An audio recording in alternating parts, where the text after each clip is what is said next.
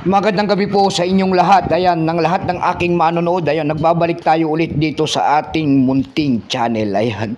Meron naman kasi tayong isi-sharing na barya, guys. Tignan natin to kung magkano ang kanyang bintahan po. Ayan. At isa naman tayong kolektor. At yan ang ating pag-uusapan, guys. Pera po yan ng 4K coins. Ayan, 4K coins. 1 lira kung tawagin nila, 2015. Tingnan natin to, guys, kung magkano ng kanyang mga bintahan. Ayan. Word coins po. Ayan.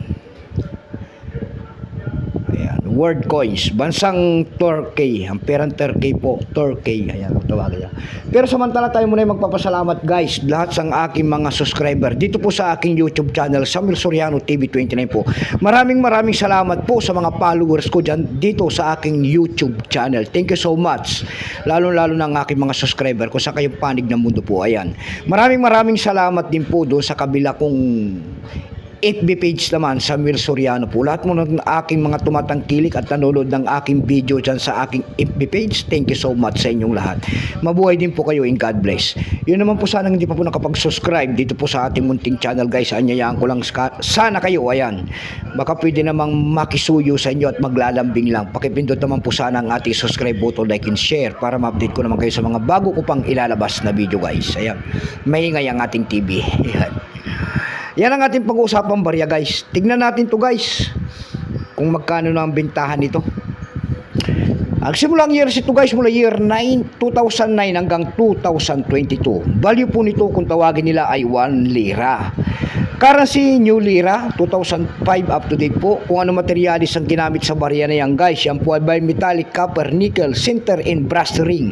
May bigat lamang itong 8.2 grams. May haba itong 26.15 mm.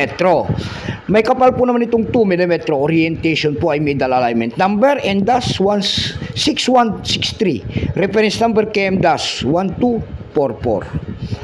Ayan. Ito pong year 2015 na ito, guys, ito po ay 17%.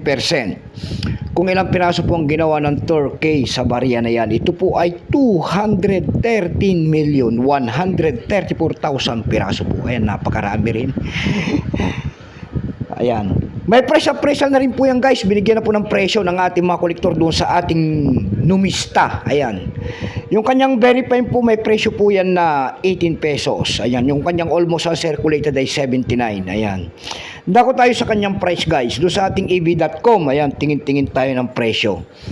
Doon sa ev.com, guys, meron tayo napansin na nagbebenta na nito ng $4.79. Nasundan po ito ng $1.89. Yung pinakamababa po ay $1 ang bintahan. Dako naman tayo sa Carousel PH. Sa Carousel PH, guys, meron tayo nakita nagbebenta nito ng 100 pesos. Nasundan po ito ng 95 pesos. Ayan lamang po ang aking may babaging kanyang presyo sa inyo. Ayan, magandang gabi po and keep safe and God bless.